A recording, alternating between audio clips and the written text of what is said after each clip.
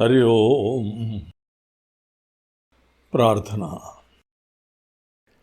शांतं शाश्वतमप्रमेयमनघं निर्वाण शांति प्रदं ब्रह्मा शम्भुफणीन्द्रसेव्यमनिशम् वेदांत वेद्यं विभुम् रामाख्यं जगदीश्वरं सुरगुरुं मायामनुष्यं हरिं वन्देऽहं करुणाकरं रघुवरं भूपालचूडामणिं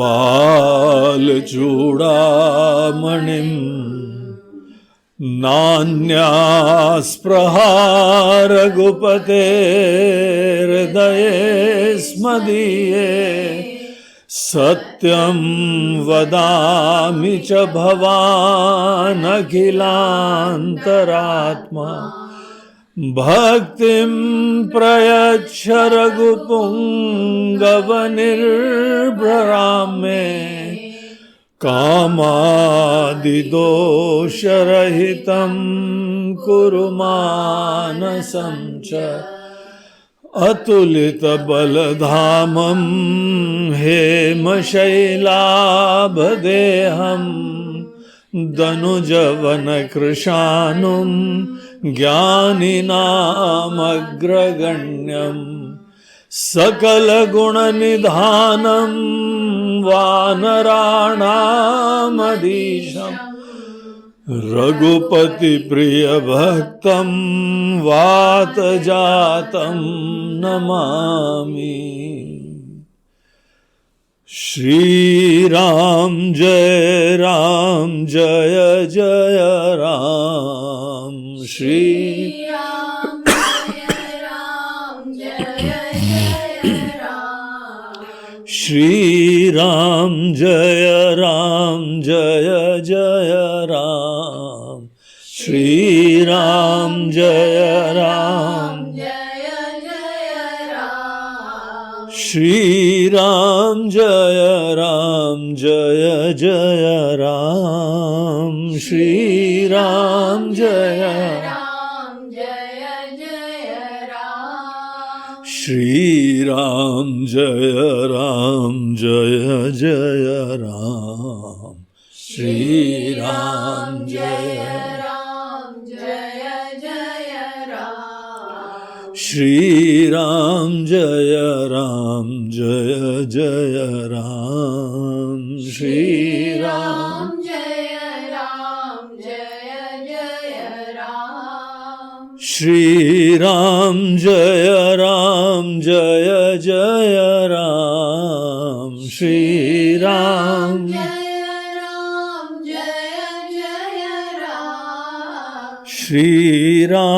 श्रीराम जय जय राम।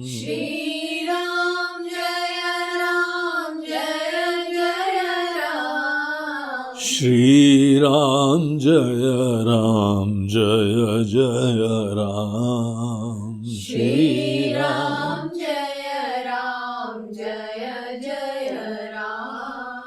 श्रीराम जय जय राम। जय जय बोलो सियावर रामचंद्र की जय। पवन सुत हनुमान की जय। बोलो भाई सब संतन की जय। नमः पार्वती पतये हर हर महादेव। तो कल हम लोगों ने सुंदरकांड में 35वें दोहे तक का अध्ययन करा था और ये वो पड़ाव आया है जहाँ पे राम जी की सेना कूच कर जाती है। राम जी की सेना जब कूच करती है तो उसका दृश्य यहाँ पे भगवान शिव और बाकी हमारे गोस्वामी जी, ये सब जो राम जी की कथा हमको बता रहे हैं।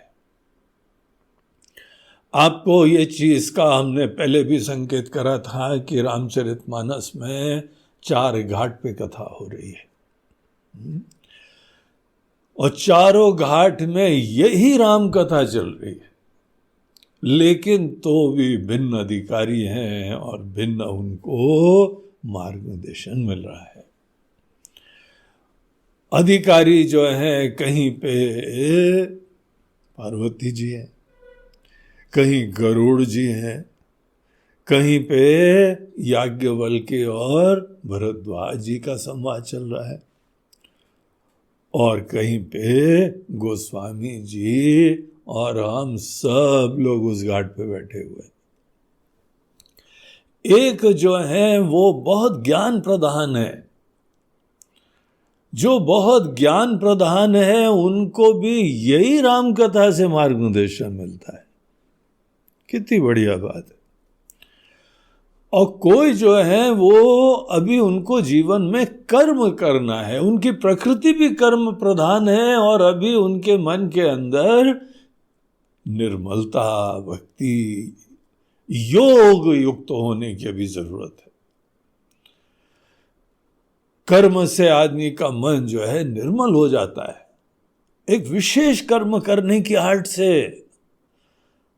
हम और आप भी जीवन भर कर्म करते रहते हैं, लेकिन मन उलझने की संभावना भी रखता है। कर्म एक ऐसा साधन है जहां पे हमारा मन उलझ भी सकता है और सुलझ भी सकता है। कर्म करने की जो आमतौर से प्रचलित कला है, धारणा है, उससे मन उलझता है, और जो कर्म करने की भगवान कृष्ण ने वेदोक्त कला बताई हुई है, उससे मन इसी कर्म से ही सुलझने लगता है। तो कौन सा कर्म करने के तरीके होते हैं, क्या प्राथमिकता होती है, वो जो है पता लगा कि याज्ञवल्क्य ऋषि जी और भरद्वाज जी, उनके घाट पे ये चल रहा है। और कोई लोग को भक्ति की बड़ी भावुकता है, बहुत ही मन कोमल है, निर्मल है, संवेदनशील है, बहुत जल्दी द्रवित होता है। जिसका मन बहुत शीघ्र द्रवित होता है वो बहुत अच्छा भक्ति का अधिकारी होता है। लेकिन भक्ति हमारी धारणा के हिसाब से होना एक चीज है, लेकिन काकभूषुंडी जी जो भक्ति बताते हैं ना गरुड़ जी को, वो बड़ी दिव्य भक्ति है। उस भक्ति से मन निर्मल भी हो जाता है और मन भगवान का साक्षात्कार भी कर लेता है। कई बार बहुत भक्ति की भावना आती है, हमारा मन द्रवित होता है, आंखों से आंसू बहने लगते हैं, होश सुध-बुध खो जाती है, ये सब होता है। लेकिन अगर किसी भक्ति से सुध-बुध खो गई तो आप खो ही गए, फिर भगवान कैसे मिलेंगे? इसीलिए भक्ति में खोना नहीं है, जगना है। वो भक्ति जिसमें हम सो नहीं जाते हैं, जग जाते हैं, ऐसी भक्ति काकभूषुंडी जी गरुड़ जी को बताते हैं। और जो लोग ज्ञान में भी, कर्म में भी, भक्ति में भी आज पूरे समर्थ नहीं है, उनको कहा जाता है वो दीन भक्त है। दीन भक्तों को गोस्वामी तुलसीदास जी मार्गदर्शन देते हैं, बोलते हैं ये भी बहुत अच्छी चीज हो सकती है। दीनता निरभिमानता की वजह से आती है, हम कुछ नहीं कर सकते हैं इस एहसास से दीनता आती है। तो क्या बढ़िया उन्होंने तरीका बताया कि तुम सही में कुछ नहीं कर सकते हो, इस पथ के ऊपर चलते हुए हम तुमको राम जी की भक्ति और ज्ञान और दर्शन सब करवा देंगे। तो वो स्पेशल कला गोस्वामी तुलसीदास जी बता रहे हैं। चारों घाट पे एक ही कथा चल रही है, लेकिन एक कथा में प्राथमिकता एक जगह एक चीज की हो जाती है, किसी दूसरी चीज को स्ट्रेस करा जाता है, किसी तीसरे में जो है तीसरी चीज की प्रधानता हो जाती है। कथा का फॉर्मेट एक ही रहता है, लेकिन एक ही कथा के भिन्न भिन्न अधिकारियों को संदेश मिल जाता है। दुनिया भर में ऐसा कोई साहित्य देखा है? किसी ने सुना है? एक ही कथा ज्ञान, भक्ति, कर्म, असमर्थता से युक्त कोई लोग सबका बेड़ा पार कर देती। तो यही राम कथा है। और राम जी ने जिस समय सीता जी का अपहरण हो गया, उस समय बड़े संतुलन से यहां पे परिस्थिति आती है, उस परिस्थिति का उचित प्रयोग करते हुए अपने प्रयोजनों की सिद्धि करना चाहिए। आपके अंदर संकल्प होगा तो आपको राह मिलती चली जाएगी, इच्छा तीव्र होनी चाहिए और आपको राह मिलेगी। सीता जी को खोजना है तो राम जी खुद अपनी लीलाओं से दिखाते हैं कि देखो हम निकल रहे हैं, वो सुग्रीव मिल गए, उनकी थोड़ी बहुत मदद करी, उनका सहयोग मिल गया, उनकी मित्रता मिल गई, और पूरे जंगल के अंदर वानर, भालू आदि सब हमारे सहयोगी हो गए। देखो कैसे जो है, यही वानर इन्हीं में से हनुमान जी मिल गए। और हनुमान जी ने तो अपना को छलांग मार के सीता जी को भी ढूंढ के ले आए। भगवान बड़ी शांति से, बड़े धीरज से अपना उन्होंने प्रारंभ में जो शोध का एक चरण था बहुत ही अच्छी तरह संपन्न हुआ। हनुमान जी को उन्होंने देखा और वो समझ गए कि ये व्यक्ति इतना दक्ष है, इतना बुद्धिमान है कि ये जो है वो ढूंढ भी निकालेगा। और उनको विशेष उन्होंने मुद्रिका भी दी और संदेश भी दिया, सब कार्य हो गया। और अब तो चली राम की सेना, राम जी की सेना अब कूच कर जाती है। देखिए यहाँ पे जो काव्यात्मक ग्रंथ हैं, जब कोई विशेष भाव होता है ना तो छंद बदल देते हैं। तो ये छंद आ गया यहाँ पे, एक स्पेशल 4 लाइन वाला। तो ये 4 लाइना वो दूसरे कवियों का नहीं है, ये तुलसीदास जी का 4 लाइना है। और ऐसा सुंदर छंद है कि ऐसा लगता है कि हम लोग फौज चल रही है, जोश में चल रही है, जीवंत होके चल रही है। समुद्र जो है वो हिलने लगे, पहाड़ हिलने लगे, पृथ्वी जो है डगमगाने लगी। ऐसा जोश से आकाश मार्ग से कोई जा रहा है, हजारों लाखों बानर चलते चले जा रहे हैं, धूल उड़ रही है और तेजी से नासिक से लेके, पंचवटी से लेके समुद्र तक, रामेश्वरम तक, इतनी लंबी यात्रा थी वो। लेकिन ये तो वानर है, भगवान की सेना है। हनुमान जी को जब कहा गया कि भाई सुषेण वैद्य राज जी ने कि हिमालय से बूटी चाहिए, हनुमान जी रातों रात बोला कि सूर्य उदय से पूर्व चाहिए। हिमालय गए, हिमालय से आ गए। जर्नी एंड रिटर्न जर्नी दोनों रातों रात हो गई। और नहीं बूटी वूटी मिली तो पहाड़ी ले आए, और पता लगा लंका में आज भी वो सब हिमालय की बूटियां मिल जाती हैं। और वहां के लोग जो है हनुमान जी को बहुत धन्यवाद भी करते। यद्यपि ज्यादा प्रचलित धर्म वहां पे बौद्ध धर्म हो गया है, लेकिन हनुमान जी के बारे में सब आस्थाएं हैं। तो बड़े जोश में राम जी की सेना चल रही थी और समुद्र तट पे पहुंच जाती है।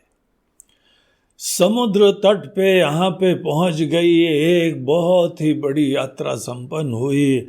हमको इस वर्णन में गोस्वामी जी का वो बहुत बढ़िया लग रहा था कि शेषनाग जी जो है वो पूरी पृथ्वी डोल रही है और वो अपने आप को बैलेंस करना चाहते हैं, और जो अपने दांत है ना वो गड़ा दिए उन्होंने, भैया बैलेंस करो, जैसे हम लोग पकड़ लेते हैं ना अच्छी तरह से, गाड़ी हिल रही है कोई बहुत तेजी से, तो हाथ वहाँ जो है वो जो भी वहाँ उपलब्ध हुआ पकड़ लिया। अब ये शेषनाग जी ने कच्छप की पीठ पे अपने दांत गाड़ दिए, बैलेंस करो जरा। ऐसी जोश से पूरी सेना जा रही है, तो भी से वो जो है ना हिल रहे थे वो, उसके बावजूद इतना बैलेंस तो हो गया, लेकिन उसी चक्कर में पता लगा कि कछुए के, कच्छप के पीठ के ऊपर लाइनें खिंच गई। और ये लाइनों को कभी क्या देखते हैं, बोलते हैं ऐसा लग रहा है कि शेषनाग जी राम जी की सेना के कूच की कथा लिख रहे हैं। वो इसी अंदाज से लिखेंगे हैं?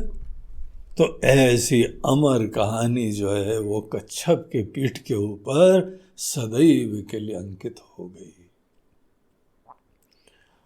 और वहाँ पे इनकी सेना पहुँच जाती है।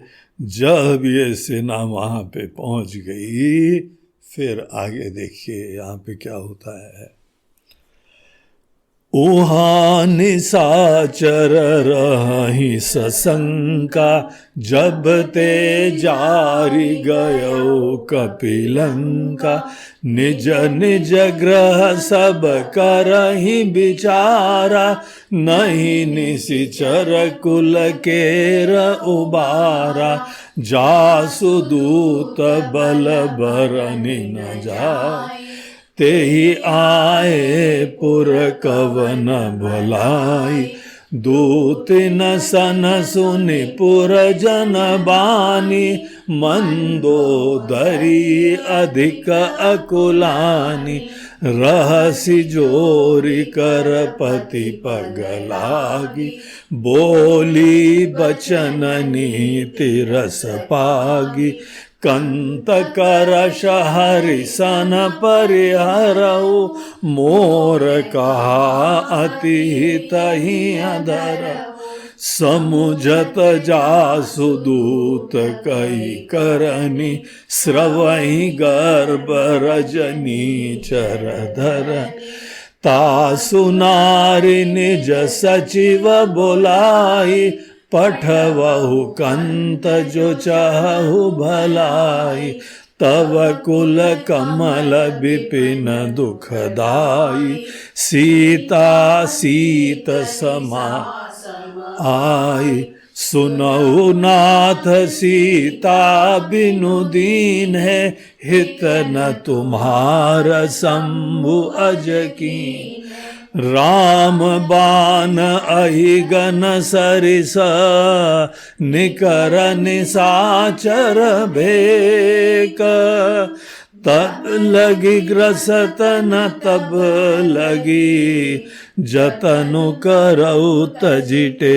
कसियावर राम, जय पवन सुत हनुमान की जय, बोलो भाई सब संत जय। यहाँ वहाँ यहाँ पर हाँ राम जी की सेना चल रही है, भगवान श्री राम विराजमान है, हनुमान जी विराजमान है, और उहाँ वहाँ देखिए ये शब्द जो है ना कई बार रामायण में आता है। एक जगह गोस्वामी जी बोलते हैं यहाँ, और एक जगह बोलते हैं वहाँ। वहाँ मतलब वहाँ, और यहाँ मतलब यहाँ। यहाँ और वहाँ शब्द किसके लिए प्रयोग होता है? आप भी जैसे बोले यहां और वहां, यहां वहां शब्द, हम जहां पे खड़े हैं वो यहां, और दूर कोई गंतव्य है, कोई जगह है जो आपसे दूर है, वहां बोलेंगे वहां।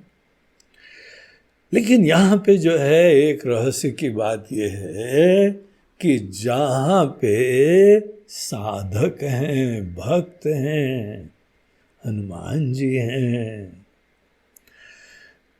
राम जी हैं, वहां पे वर्ड यूज होता है यहां। और जो राम जी से दूर है, राक्षसी प्रवृत्ति है, ऐसे सब लोगों के लिए वहां शब्द यूज होता है। जिसके उद्धार के लिए जा रहे हैं, जिसको दंडित करने भी जा रहे हैं, जिसको प्रबुद्ध करने जा रहे हैं, जिसकी आंखें खोलने जा रहे हैं, राम जी के दृष्टिकोण से वो वहां है। वैसे तो राम जी के दृष्टिकोण से राम यहां पर भी और वहां पर भी दोनों होते हैं।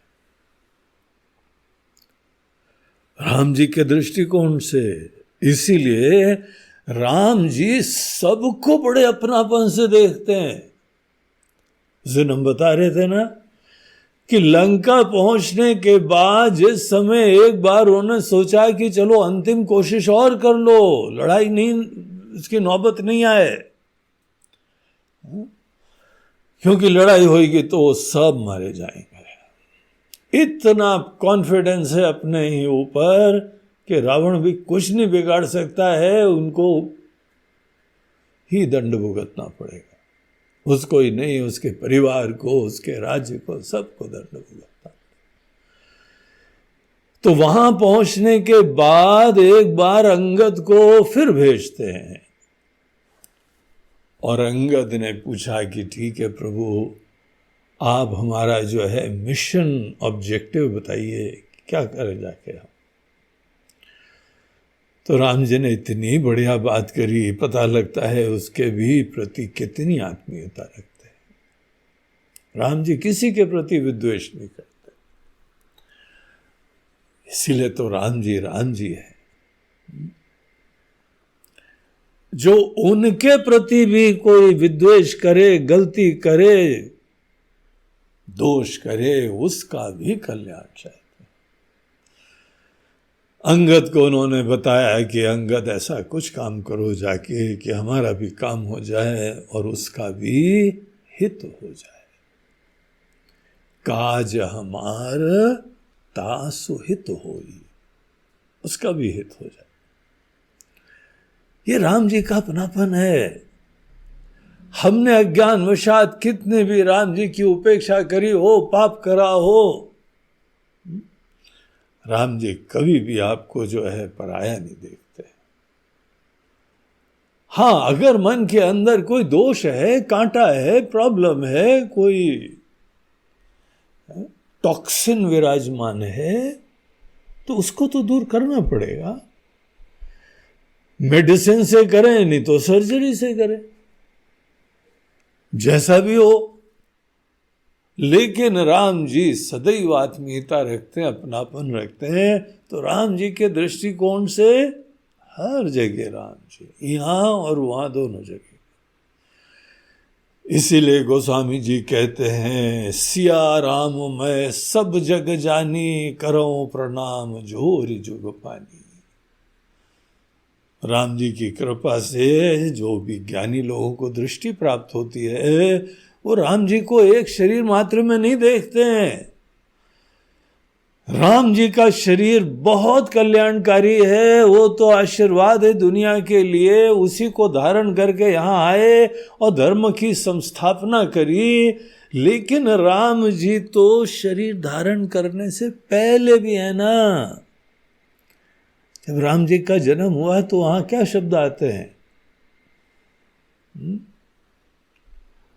भय प्रगट कृपाला दीन दयाला कौसल्या हितकारी। प्रकट कृपाला। राम जी शरीर धारण करने से पहले भी विराजमान थे, केवल प्रकट हुए हैं। पहले अप्रकट थे, अव्यक्त थे, अब व्यक्त हो गए। अव्यक्तम व्यक्तिमापन्नम, गीता में भी भगवान ये शब्द यूज करते। अव्यक्तम व्यक्तिमापन्नम। हम वस्तुतः सदैव अव्यक्त रूप से हर जगह होते हैं, तुम्हारे साथ में हैं। कभी मत समझना कि भगवान तुमसे दूर है, भगवान तुम्हारे साथ है सदैव। दिल में है तस्वीर यार, जब जरा नजरें झुकाई देख ली, भगवान राम हमारे हृदय में। आपके अंदर बस विश्वास हो, शरणागति हो, नजरें झुका के देखो अपने दिल में, मिलेंगे यहीं पे। तो राम जी तो यद्यपि यहां भी हैं, वहां भी है। उपनिषद बोलते हैं ईशावास्यमिदं सर्वम यत्किंच जगत्याम जगत। दुनिया में जो कुछ भी है हमारे राम जी से व्याप्त है। राम जी सबकी आत्मा की तरह विराजमान। तो राम जी के दृष्टिकोण से यहां वहां नहीं होता है। किसके दृष्टिकोण से होता है? साधक के दृष्टिकोण से। भगवान के भी दृष्टिकोण से यहां वहां नहीं होता है, और सिद्ध लोगों की दृष्टि से भी यहां और वहां नहीं होता है। केवल जो है वह साधकों की दृष्टिकोण से होता है। साधक जो है वो अपने आप को भी बेचारा छोटा माना हुआ है। हम केवल ये शरीर मन बुद्धि मात्र में ही है। जहां ये पैकेज विराजमान है वही हम विराजमान है। हम अपना एड्रेस लिख के देते हैं कि यहाँ पे ये हमारा शरीर आपको यहीं मिलेगा, पधारो हमारे देश, आप आइएगा, इधर आइए, इस एड्रेस पे आइए, वहाँ पे हम मिलेंगे। कौन से हम मिलते हैं? ये शरीर मिलेगा। इसी से प्रमाणित हो जाता है कि इतनी दृढ़ निष्ठा हमारी शरीर में है। हाँ? हम भी छोटे और हमारी दुनिया भी छोटी। अब कई बार जो है भक्त लोग मिलते हैं, बोलते हैं महाराज जी हमारे घर पधारिए, पधारो हमारे देश, ये हमारी दुनिया है महाराज, आप हमारी दुनिया में आइए। यहां हम कोशिश कर रहे हैं तुम हमारी दुनिया में आओ, और तुम हमसे बोल रहे हो कि हम तुम्हारी दुनिया में आए। देखो घर बहुत अच्छी चीज होती है, घर में ही हमारा जन्म होता है, लालन पोषण होता है, शिक्षा संस्कार होता है। लेकिन कभी भूलना मत कि घर हम लोगों का एक संकुचित स्थान होता है, छोटी सी दुनिया होती है। हाँ ये बात सही है, आजकल के महंगाई के दौर में आपने छोटी सी दुनिया खरीदी, प्रॉपर्टी राइट्स रजिस्ट्रेशन करवाया, और उसके उपरांत बड़ी मेहनत से उसकी साज सज्जा करी, अनेकों व्यवस्था करी, आराम की व्यवस्था बनाई। ये सिटिंग रूम है, ये डाइनिंग रूम है, ये बेडरूम है, ये पूजा का रूम है, और ये बाथरूम है, ये गेस्ट रूम है। पूरी व्यवस्था करी, बड़ी मेहनत से बनाया, इसीलिए इसका बहुत महत्व हो जाता है। और सब बोलते हैं कि हाँ कोई महात्मा जी यहां पधार गए, उनके चरण कमल पड़ गए तो हमारी यह सुंदर सी छोटी दुनिया और पवित्र हो जाएगी। ठीक है, अपनी दुनिया को पवित्र करना चाहिए, अपनी छोटी सी दुनिया को। लेकिन आपको पता है कि कब पवित्र होएगी? जब आपकी दुनिया बड़ी हो जाएगी।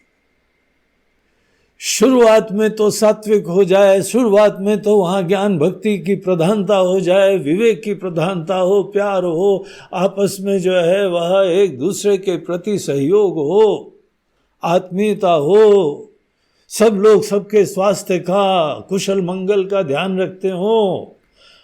बाकी सब लोग जब प्रार्थना करते ना, सर्वे भवन्तु सुखिनः सर्वे सन्तु निरामया, ये हमको घर में शुरुआत करनी चाहिए।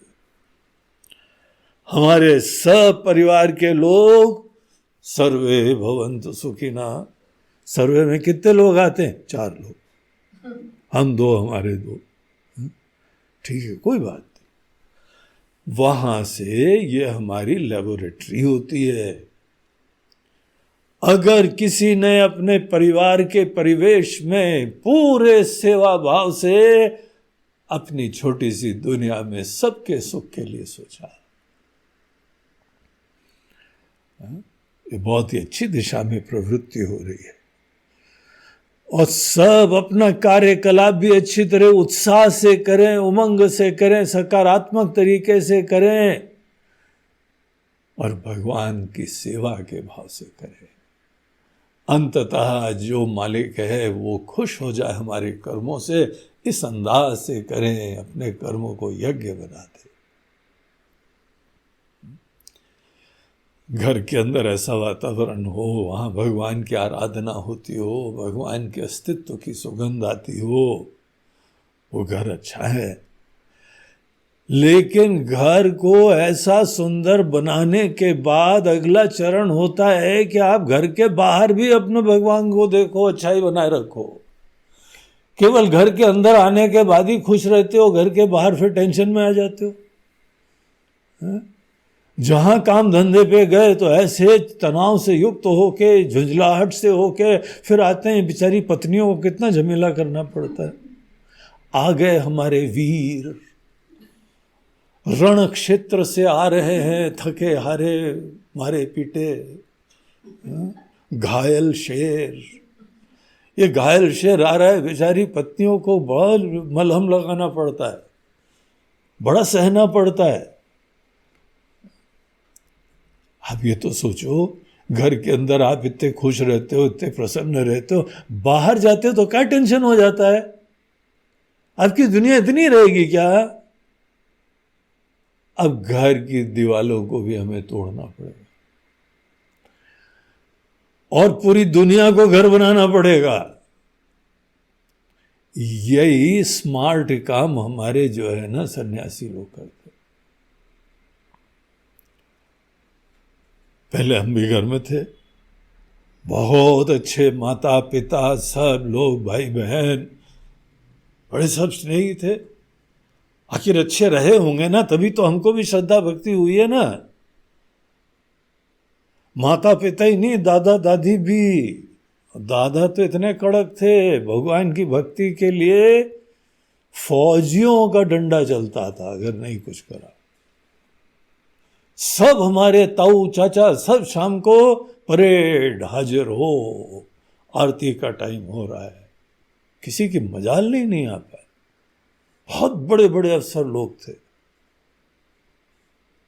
परेड हाजिर हो गए, बोलते हाँ सावधान विश्राम, आरती चालू, घंटा चालू, तुम मैं बजाओ, लो भाई तुम इसको लो, शंख बजाओ, तुम घंटा बजाओ, तुम मंजीरा बजाओ। सब खड़े होके वहां बजा रहे होते। तो हमारे घर में निश्चित रूप से ऐसा वातावरण तो मिला होगा, बड़े अच्छे लोग थे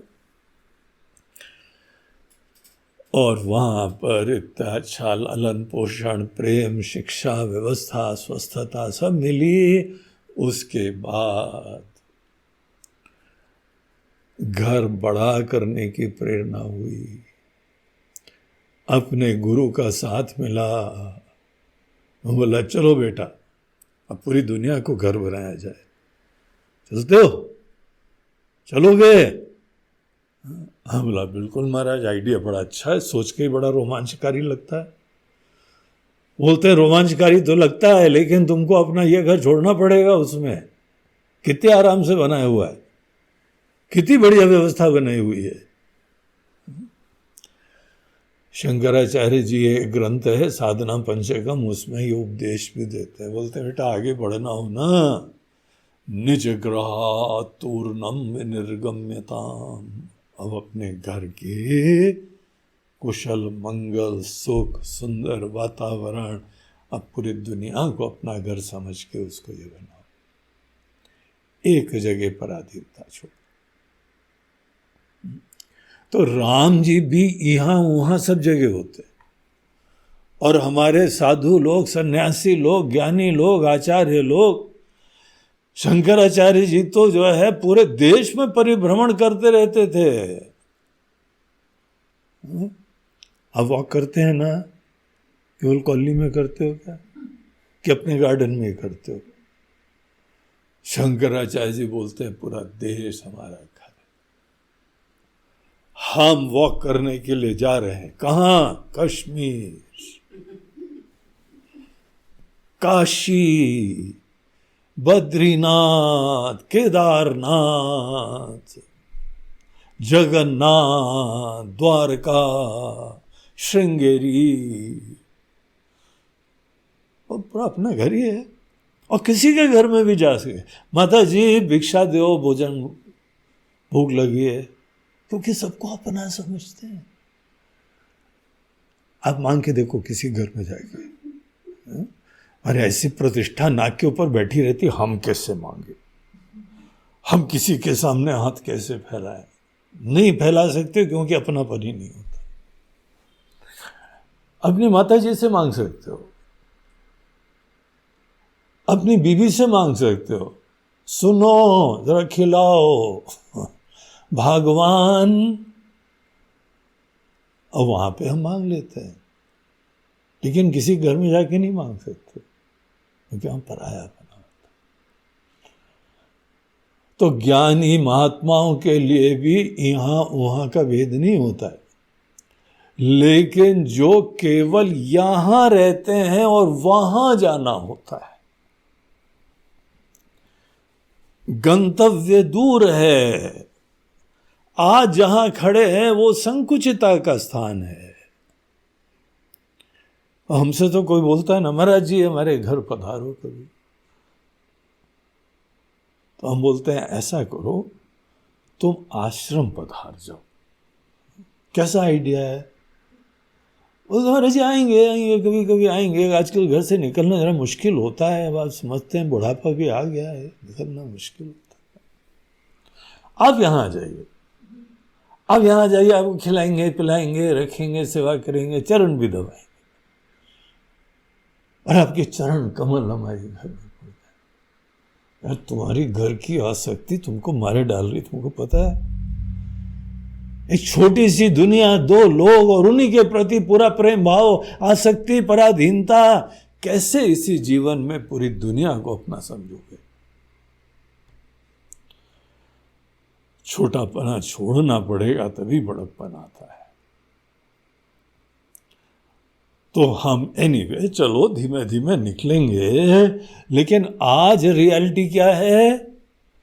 यहां और वहां का भेद है। तो वहां का क्या हाल है? वहां का हाल बताते हुए गोस्वामी जी बोलते हैं, जहां जा रहे हैं ना वहां, उहां निशाचर रही सशंका, वहां पे लंका में हालचाल सुनो। लंका में हनुमान जी गए थे ना, उसके बाद pre Hanuman and post Hanuman, Hanuman ji के जाने से पहले लंका का हाल क्या था, और हनुमान जी के जाने के बाद लंका का क्या हाल। पहले तो ऐसी हवा में थे कि दुनिया भर के लिए मुसीबत बन गए थे। अभी क्या हाल है? हनुमान जी ने उनके घर में पदार्पण करा है। हनुमान जी जैसों को घर में बुलाने के समय समझ जाना, हनुमान जी पधारो हमारे देश, बोलते आए। हम आते हैं तो भूकंप होता है, आपको याद है जिस समय हनुमान जी लंका में प्रवेश करे ना, तो वहां पे लंकिनी थी। लंकिनी वहां की चौकीदार थी।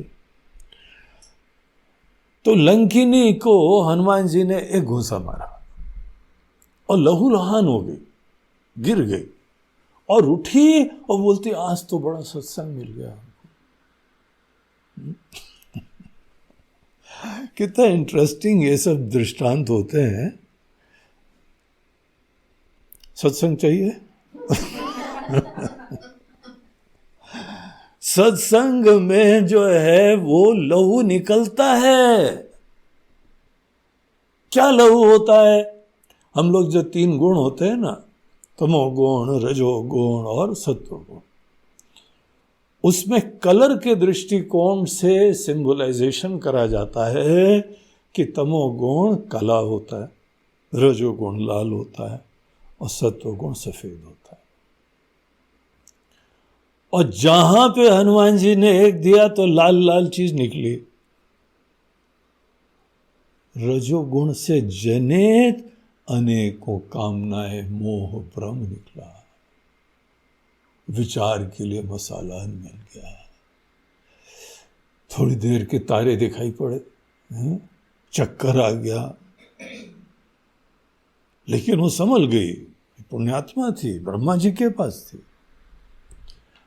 ब्रह्मा जी का सत्संग करा हुआ था उसमें।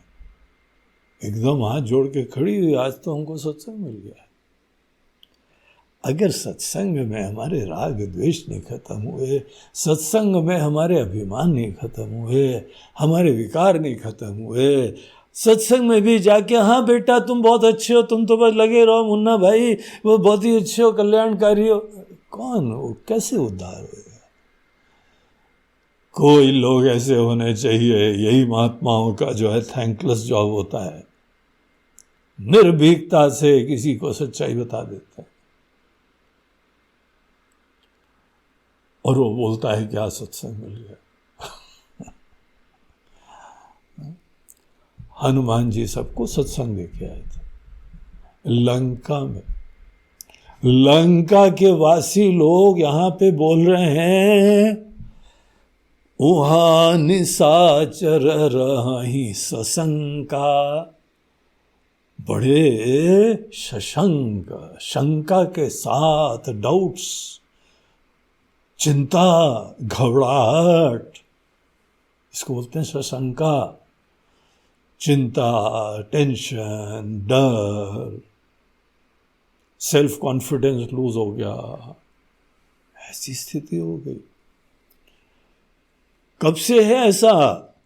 ये सिम्टम्स कब से दिखाई पड़ रहे हैं?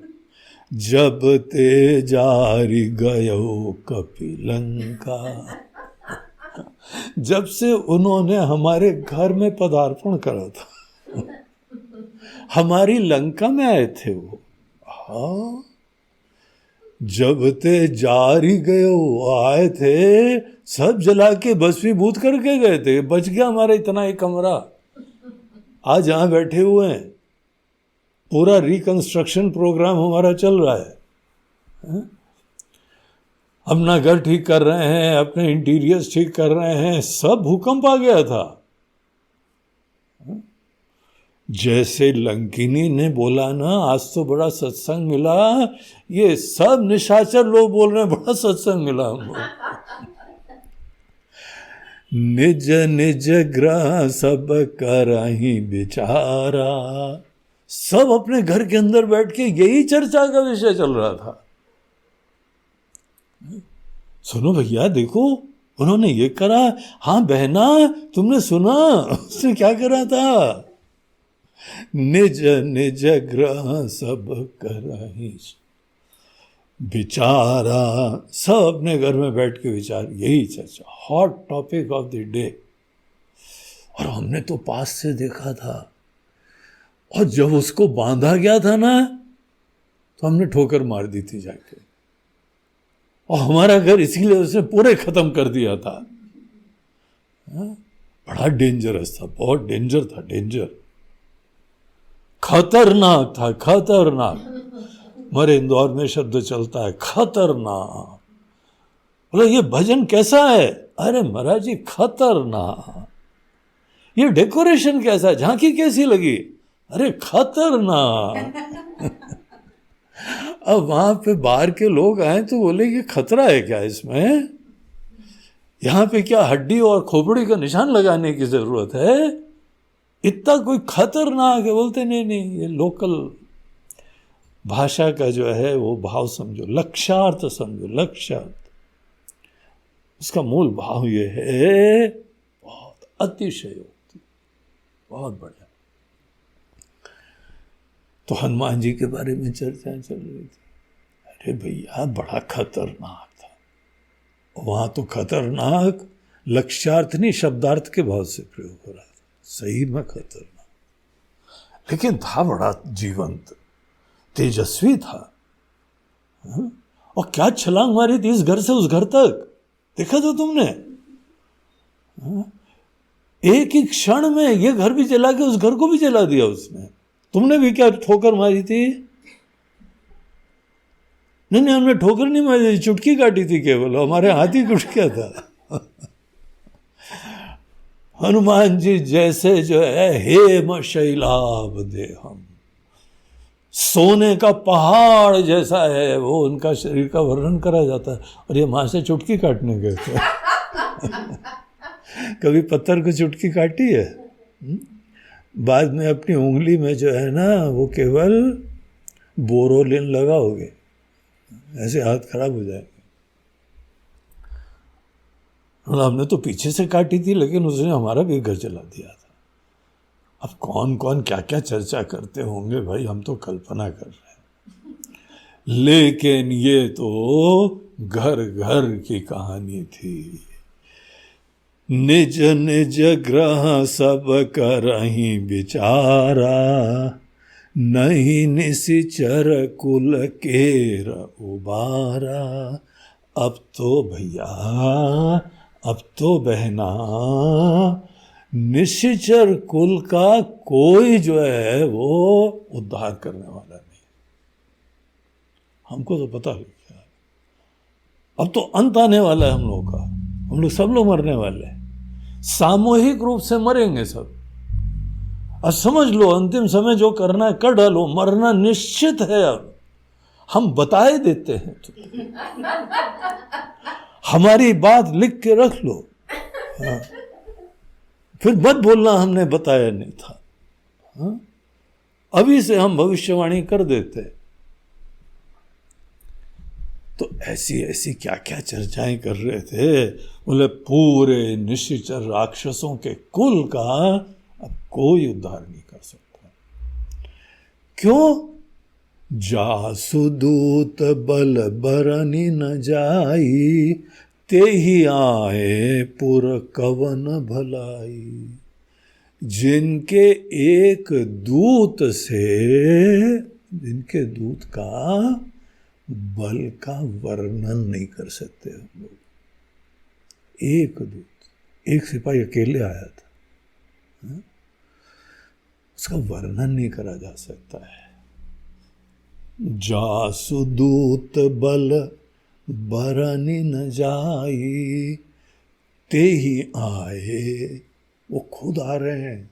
हे राम, सब लोग राम नाम तो जपने लगे होंगे। हे राम, हे राम।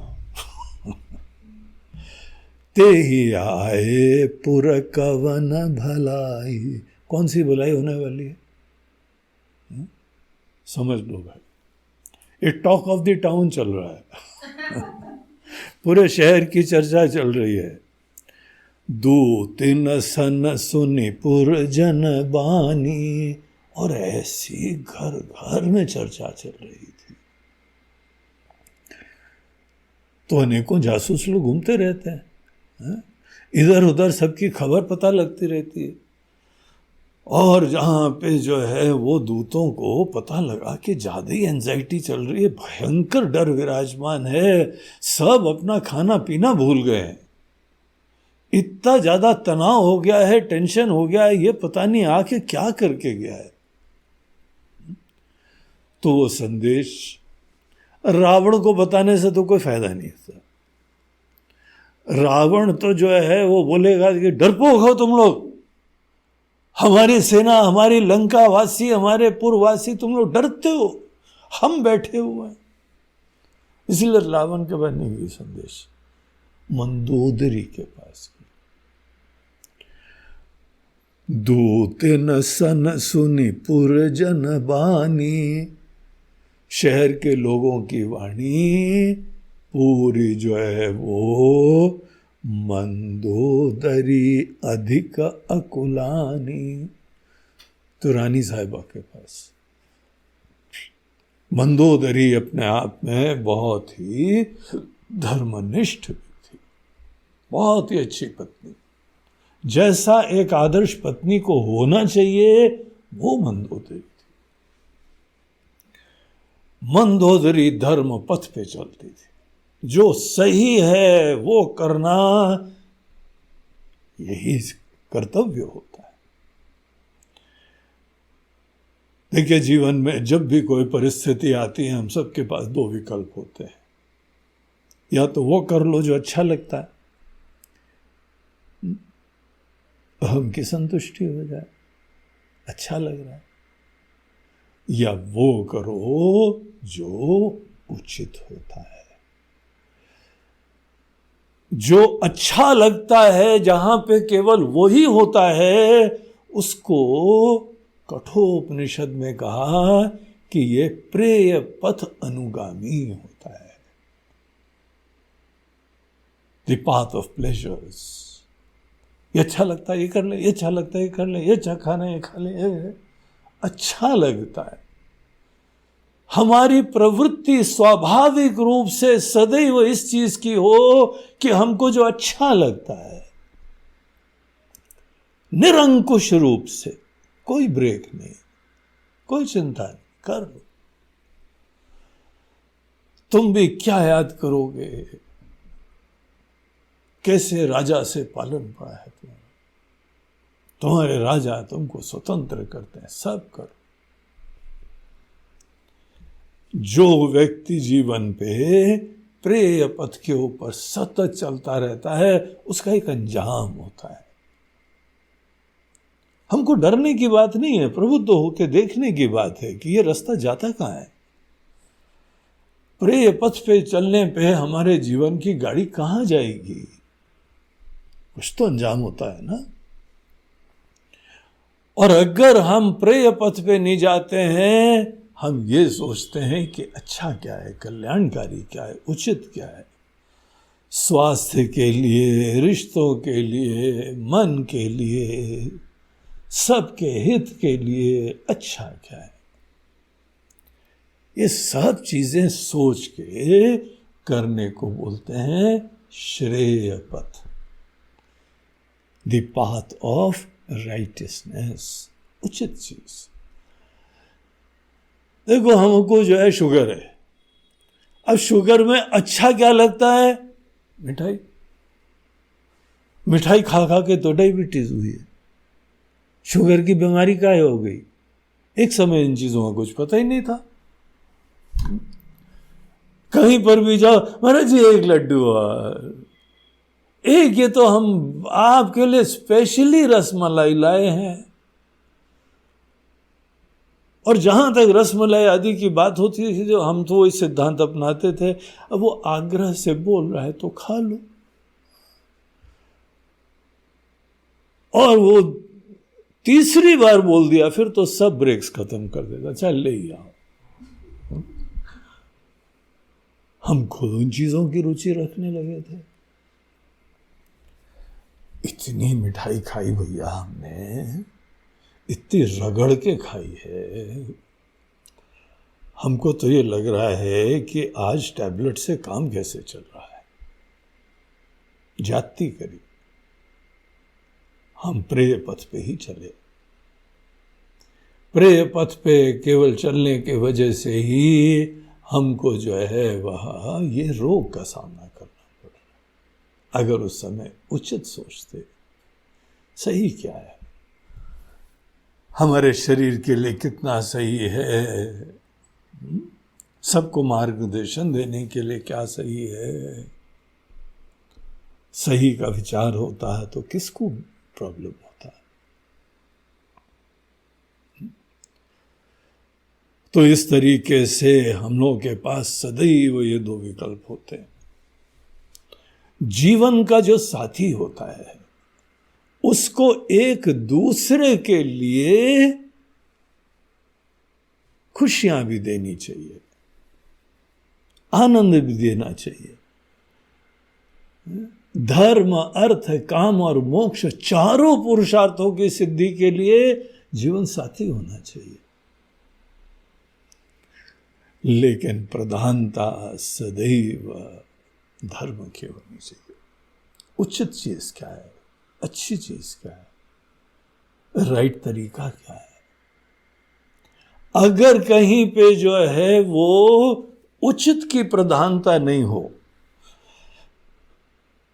कई बार जो है वो पत्नी गलत होएगी तो पति को समझाना है, और कई बार पति अगर गलत मार्ग पे जाएगा, दुनिया में किसी को क्या पड़ा है, आप मरो तो मरो जाके, कोई क्या लेना देना है किसी। लेकिन जो आपके सही में हितैषी लोग हैं वो भी अगर ध्यान न दें, फिर तो जीवन में कोई भी आपका उद्धार करने वाला नहीं होगा। आप निरंकुश होके आप शीघ्र खत्म हो जाएंगे। इसीलिए पति पत्नी का संबंध बड़ा विशेष होता है, एक दूसरे के लिए सहायक भी होते हैं, एक दूसरे के लिए एक्सीलेटर और ब्रेक दोनों होते हैं। अच्छी चीजों को एक्सीलेटर दबा के और तेजी से चलना चाहिए, सत प्रवृत्तियों के लिए हमको प्रेरक बन जाना चाहिए, और असत प्रवृत्तियां जहां पे दिखे वहां पे पहले शिष्टाचार से संकेत करके, प्रेरणा देके, निवेदन करके, हाथ जोड़ के, समझा के सही पथ पे लाने की कोशिश करनी चाहिए। मंदोदरी वैसी धर्मनिष्ठ एक महिला थी, और बहुत ही रावण भी उसका आदर करता था। जो अच्छे लोग होते हैं ना, सत्यवादी, कल्याणकारी, सबके हितैषी, सब लोग के अंदर स्वाभाविक आदर होएगा। वो चले भी जाएंगे तो भी उनकी बातें याद आती रहेंगी कि देखो उन्होंने कैसी अच्छी प्रेरणाएं दी, अच्छा हम लोगों को बातें बताई, अपना सुख आदि छोड़ के सबके सुख के लिए वो जीती रही। याद करते हैं ना हम लोग, अपने पूर्वजों का स्मरण ऐसे ही करते हैं जिसने सत्य के पथ पे चलने की प्रेरणा दी। तो मंदोदरी जो है वो बहुत ही इस मामले में बड़ी स्पष्ट थी और बड़ी विवेकी थी, बड़ी शिष्टाचार वाली थी। एक कार्य करना है तो वहां पे एकदम कमर पे हाथ धर के नहीं पहुंच गए हाथ में बेलन लेके, सुनो। अब रावण जैसे कौन बोल पाए भाई, लेकिन हाँ बाकी जो कुछ नहीं कर पाता है ना वो पत्नी कर लेती है। घर के अंदर घुसी हुई जिसको खाना है, पिलाना है, सब करना है, वो उसको पास अधिकार होता है, स्पेशल प्रिविलेजेस होते हैं उसके। इसीलिए सदैव पत्नियों को हाथ में बेलन लेके दिखाया जाता है, ये दुर्गा।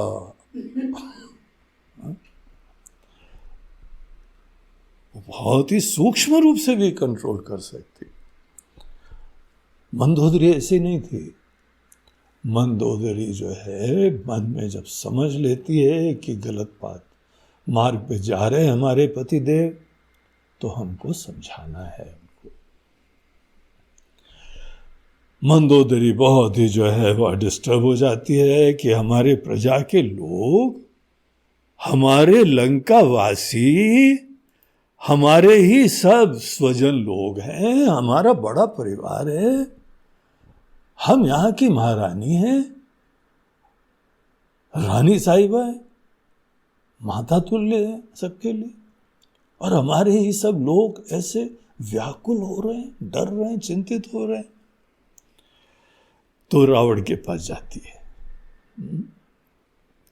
रहसी जोरी कर पति पग लागी, बोली बचन नीति रस पागी।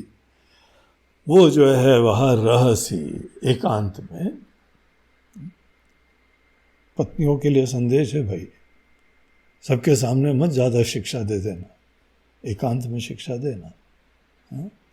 एकांत प्राप्त करके रहसी जोरी कर पति पग लागी, बड़े आदर से हाथ जोड़ के उनका चरण स्पर्श करे।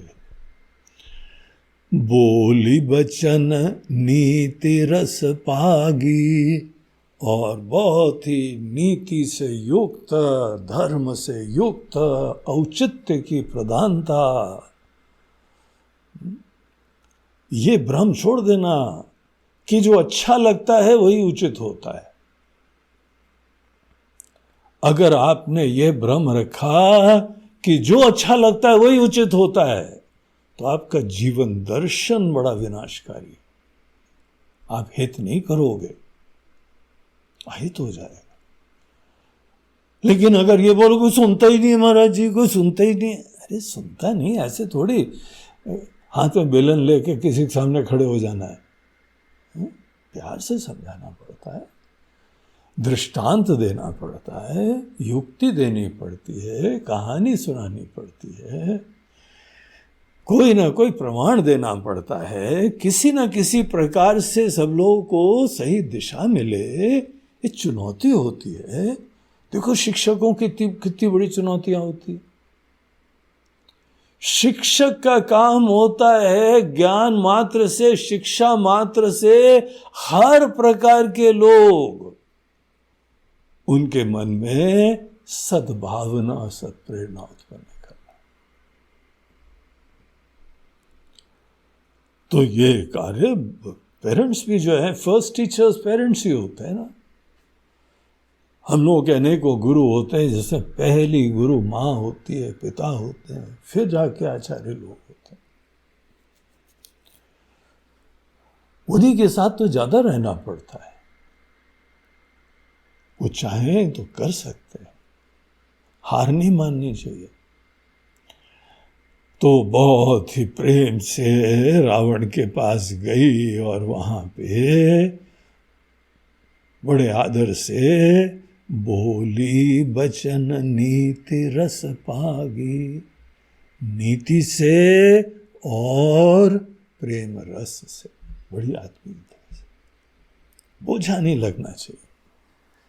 ये संकेत एश्योर करो कि तुम केवल जो है वह हित की बात ही कर रहे हो।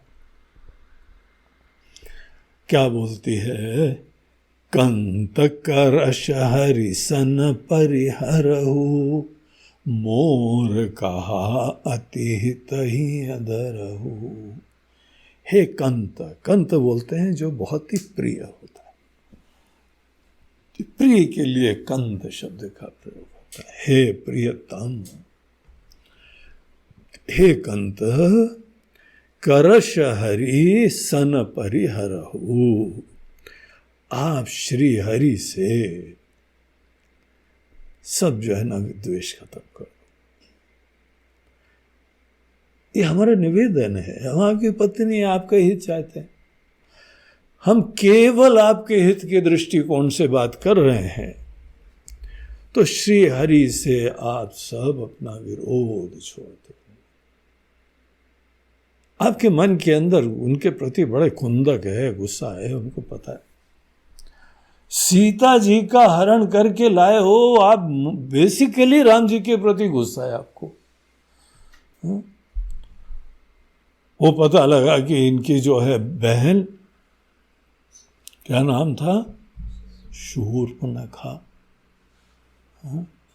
जिसके नख सूप के समान, बड़े बड़े नाखून वाली, उसके ऊपर नेल पॉलिश लगाई हुई, डेकोरेशन करी हुई, आजकल जो है उसमें खून नहीं दिखाई पड़े तो ऊपर डिजाइन भी कर दी जाती है कि हम कहीं नोच खाएं तो उसमें पता ही नहीं लगे, डिजाइन नहीं लगे।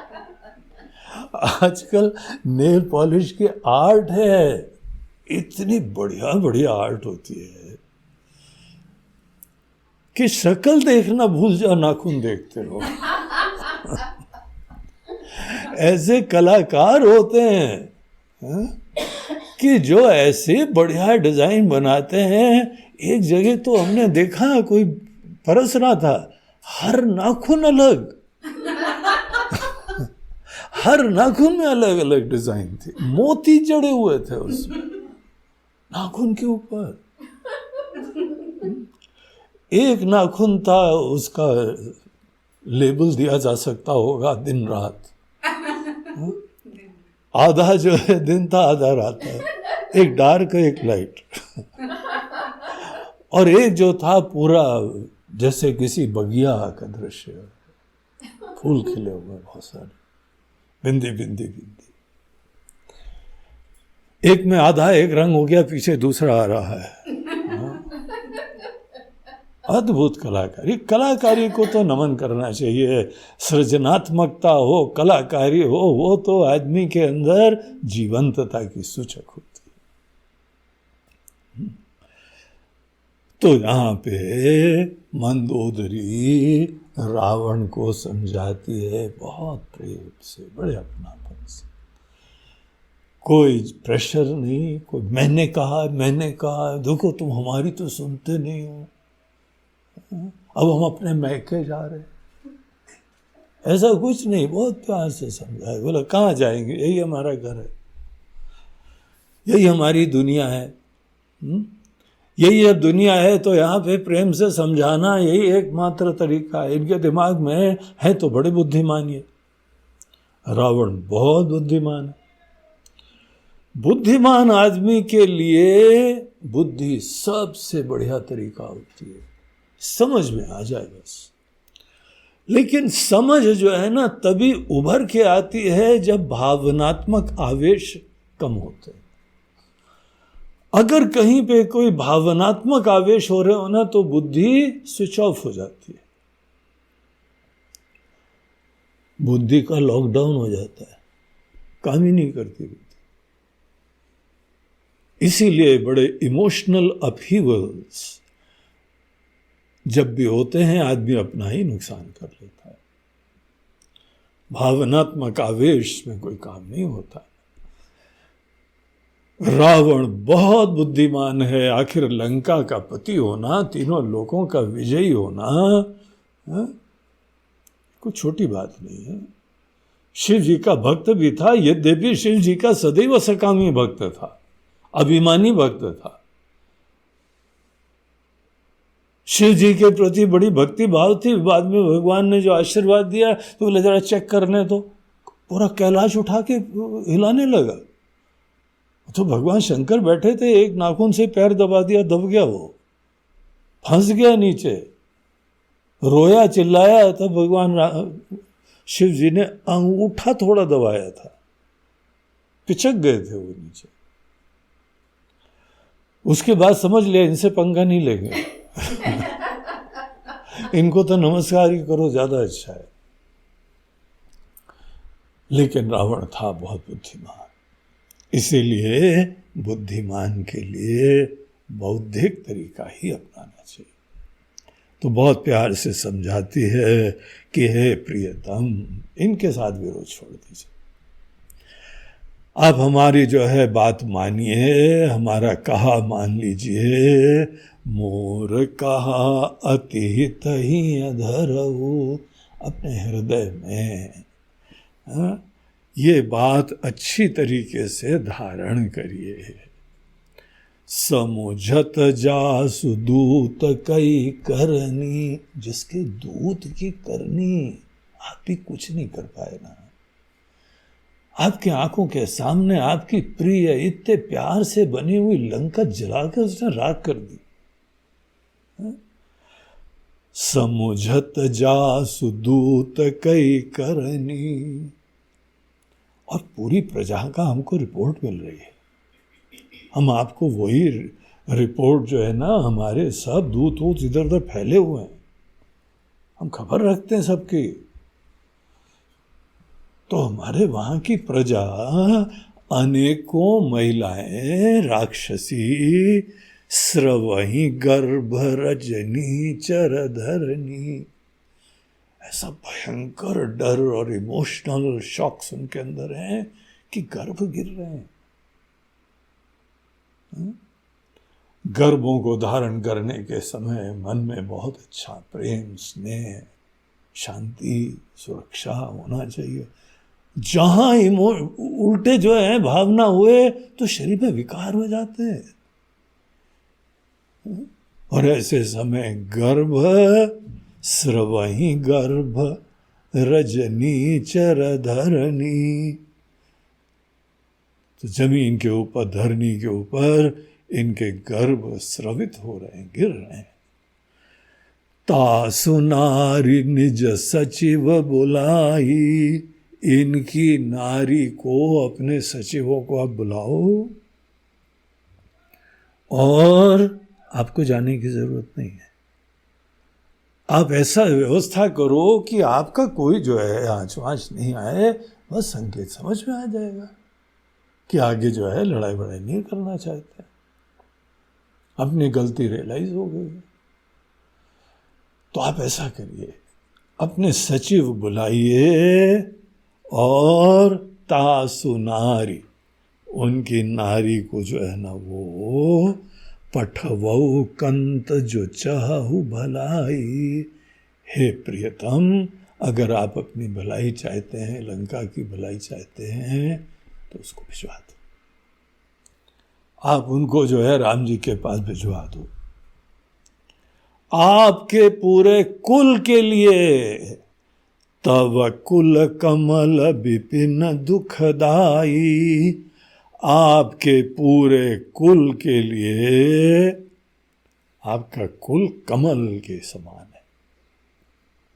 कमल का बाग कितना सुंदर है।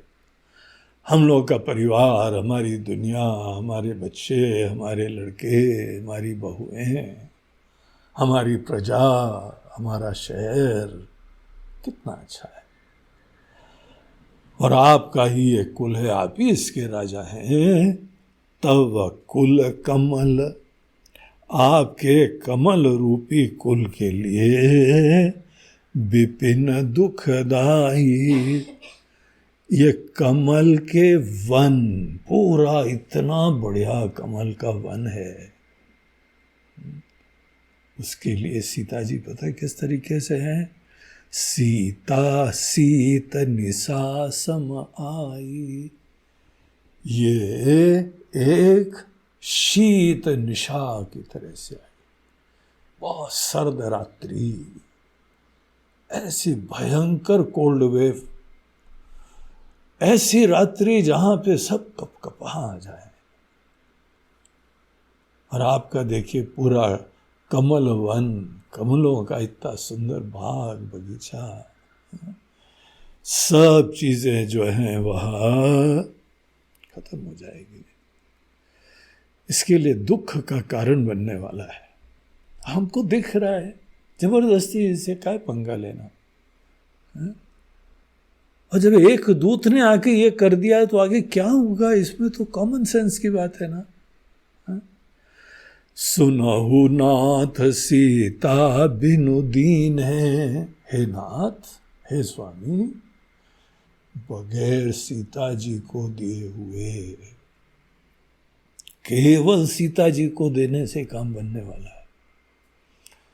और आप सोचो कि सीता जी को नहीं देंगे, बाकी जो है ना वो शिव जी के पास चले जाएंगे, ब्रह्मा जी के पास चले जाएंगे, ब्रह्मा जी ने ये हमको वरदान दिया था, फलाने ने ये वरदान दिया था, शिव जी ने ऐसा आशीर्वाद दिया था। तो स्पष्टता से मंदोदरी बोल रही है, हित न तुम्हार शंभु अज कीन है। शंभु शिव जी और अज अर्थात ब्रह्मा जी। तो ब्रह्मा जी और शिव जी भी आपका कोई हित नहीं कर सकते हैं। ये हमने निश्चय करा, देखा, विचार करके हमने देख लिया है। इसीलिए आप सीता जी को दे दो। और आगे वो बोलती है, राम बाण अहि गन सरिस निकर निसाचर भेख। राम जी के जो बाण है ना, हमने तो सुना भी है और हमको संभावना भी यही लगती है, वो बाण सांपों की तरह निकलते हैं। और हमारे सब राक्षस है ना, मेंढक की तरह हैं। वो सांप एकदम बरसेंगे और ये सब मेंढक खा जाएंगे। भेक, निकर निसाचर भेक, सब मेंढक की तरीके से। वो बाण आएंगे, ऐसी वर्षा होगी, खत्म हो जाएगा काम। जब लगी ग्रसत न तब लगी जतनु करहीं तज टेक। और जब तक वो इन लोगों को ग्रस नहीं लेंगे तब तक छोड़ेंगे नहीं। ये बाण ऐसे आएंगे। ये बैलिस्टिक मिसाइल की तरह आएंगे। बैलिस्टिक मिसाइल होती है क्रूज, इधर उधर मुड़ के जाती है, वो पकड़ लेती है। आजकल की जो है ना तोपें ऐसी हैं कि पहले के ज़माने में सीधे मुंह करो मार, दो उधर ही जाती थी। अभी तो मारो उसके बाद मोड़ भी देते हैं उसको। बोला हवाई जहाज बाएं मुड़ा तो उनका तोप बाएं मुड़ गया। बोला ऊपर भागा तो ऊपर मोड़ दिया। ऐसे आजकल तोपें होती हैं। और ये कोई नई टेक्नोलॉजी नहीं है। ये बोलती है कि वो छोड़ेंगे नहीं बाण, ये सांप निकलेंगे और हम लोग कहीं पर फिर छुपेंगे जाके, वो मुड़ मुड़ा के आके सबको मार। तो हे नाथ, हमारी बात मान लो। उसके हित की अपनापन से रिस्पेक्टफुली ये सब बात उन्होंने समझाई। सब जानते, दुनिया जानती ये गलती करिए। और पत्नी का साहस है, वो बोल सकती है, उसका अधिकार है, वो बोल सकती है। जब मंदोदरी ने ऐसा समझाया, उसके बाद रावण क्या बोला वो हम लोग कल के प्रसंग में देखेंगे। श्री राम जय जय राम। श्री राम श्री राम जय जय राम। श्री राम श्री राम जय जय राम। श्री राम जय श्री राम जय जय राम। श्री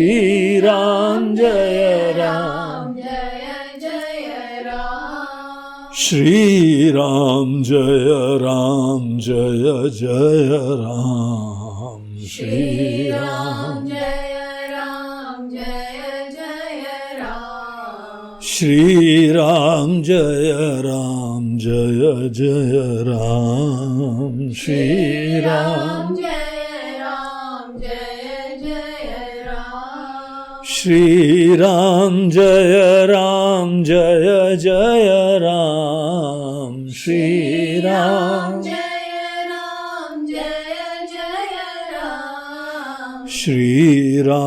श्री राम जय जय राम। श्री राम जय